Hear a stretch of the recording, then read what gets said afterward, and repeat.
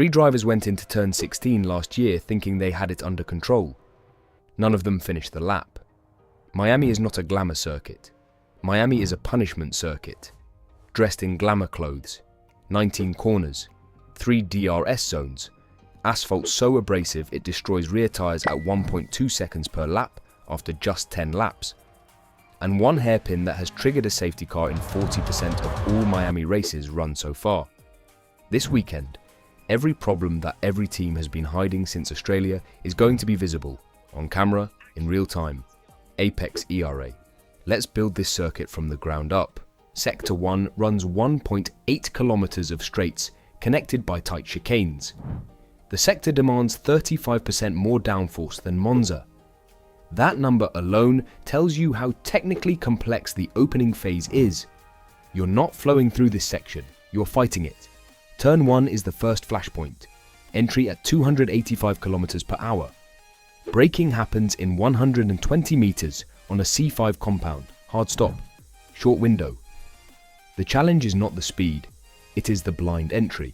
Any car caught in traffic at turn 1 adds 0.4 seconds of decision delay before the braking point.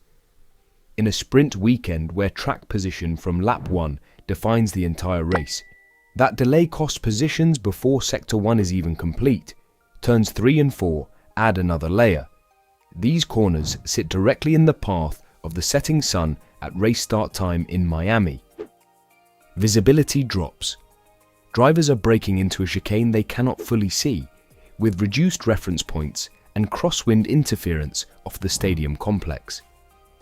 Any car running an extra 0.9 millimeters of front ride height extension, which some teams use to manage energy deployment, risks understeer directly into the barrier here. This is historically where opening lap incidents cluster. The solution? Teams that survive. Sector 1 cleanly do 2 things right. First, they lock front wing angle for maximum mechanical grip through turns 3 and 4, rather than prioritizing drag reduction on the short straight between corners. Second, they program the energy deployment map to deliver power progressively out of turn 4 rather than instantaneously, which prevents the rear stepping out on a surface that is already slippery from rubber marbles on race day. McLaren's new floor package gives them a meaningful advantage here. The plus 12 units of downforce at 280 km per hour means their front to rear aero balance in this sector is more stable than any car on the grid this weekend.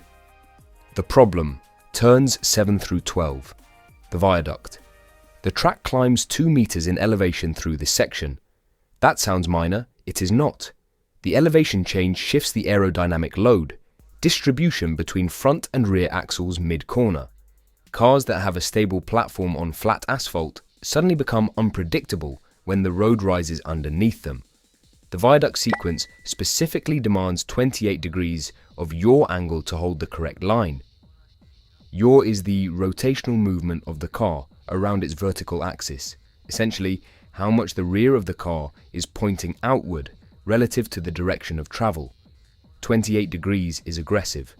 It requires the rear tyres to be working at the very edge of their lateral grip limit while simultaneously managing elevation change. Turn 14 is the consequence of getting this wrong. A turbulence pocket at the exit of the viaduct structure strips 12 km per hour off exit speed every single lap. Drivers have to get to 85% throttle immediately on exit just to recover that speed before the next braking zone. If you lose the rear through the viaduct, you are not just losing that corner, you are losing the speed you need for the next one.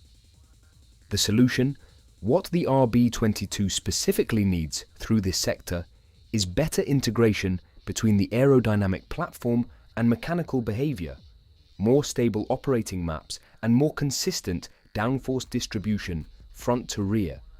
Racing News 365. The understeer on entry followed by oversteer on exit that Verstappen experienced at Suzuka will be amplified here by the elevation change. Mercedes solved this problem with suspension geometry that compensates for load transfer during elevation change. Ferrari's side pod undercut revision actually helps them in Sector 2 specifically. The drag reduction targets the back half of the lap, but the cleaner airflow to the rear diffuser stabilizes the car through the viaduct sequence. Teams that run passive suspension without accounting for the 2-meter elevation shift will see lap time variance of up to 0.3 seconds between clean laps and laps where the rear steps out through turn 14.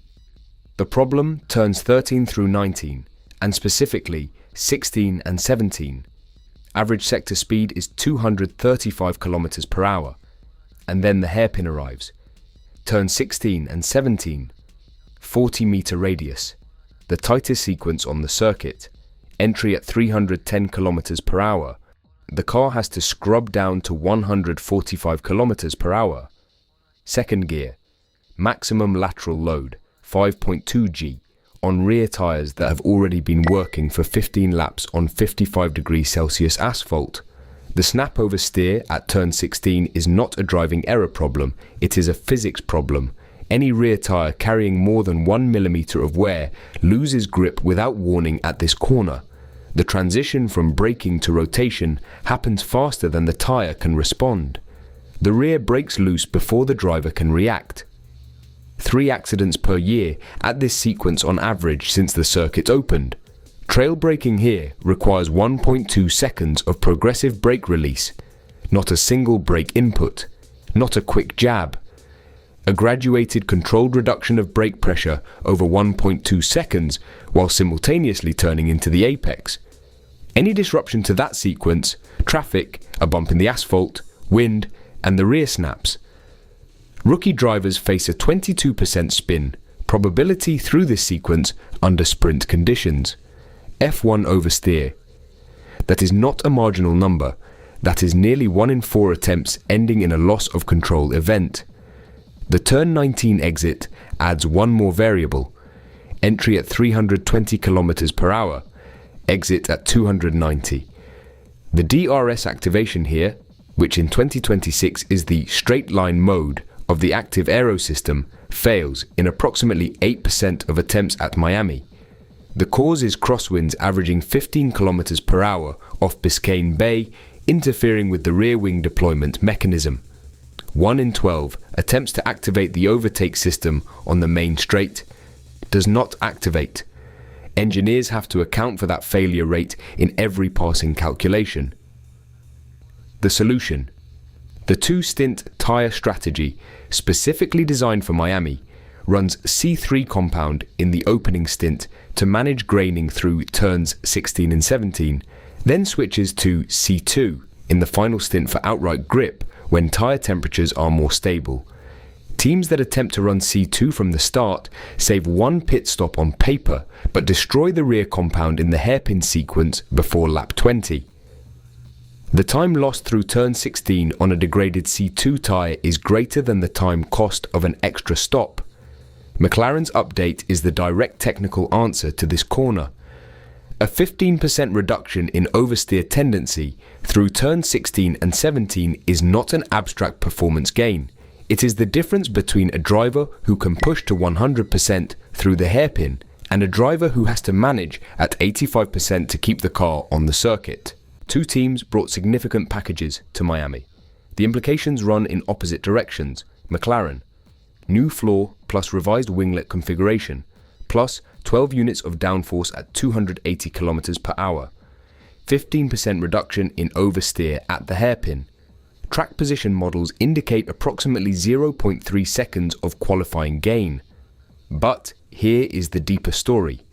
McLaren spent the 5-week break between Japan and Miami with more data than any other team on this grid about turn 16 behavior specifically. Their 2025 race here gave them a complete picture of tyre degradation curves, energy deployment windows, and brake temperature management in 55-degree conditions. They came to Miami with a targeted solution to the circuit's hardest corner. That is not coincidence. That is engineering discipline. Ferrari, side pod undercut revision, minus 8% drag in sector 3, faster through the DRS zone on the main straight. On paper, this is a Miami-specific update because the circuit rewards low drag on long straights. The trade-off? Plus 0.2 seconds on braking into turn 11. In dry conditions on Saturday and Sunday, that additional braking distance is manageable, but Miami in May carries real rain probability. If qualifying gets wet, the Ferrari update that looks clever in the data becomes a liability on actual asphalt. A team cannot untrim a side pod undercut between qualifying and the race. They are committed to that configuration for the entire weekend. Red Bull. Red Bull is working on important improvements to the RB22 for Miami, targeting better aerodynamic balance with more stable operating maps and more consistent downforce distribution. At the same time, the suspension response needs adapting to revised aerodynamic characteristics to reduce the car's tendency to react sharply to changes in direction. Racing News 3.6.5. Before Suzuka, Red Bull had already undertaken a major overhaul, tweaking the side pod inlet to boost pressure, revamping the chassis with a completely new floor designed to improve airflow and generate extra downforce, and fitting a new engine cover. GP fans. None of it was enough at Suzuka. The honest assessment for Miami: with limited time available between Japan and Miami, major mechanical changes are unlikely. What is more achievable and urgently required is better integration between the car's aerodynamic platform and its mechanical behavior. Racing News 365. In plain terms, Red Bull is arriving in Miami with software updates and setup adjustments, not structural fixes. The weight problem does not disappear in 5 weeks. The balance problem requires suspension geometry revisions that take months. Verstappen will be faster in Miami than in Suzuka. The question is whether faster is fast enough. Sprint, race.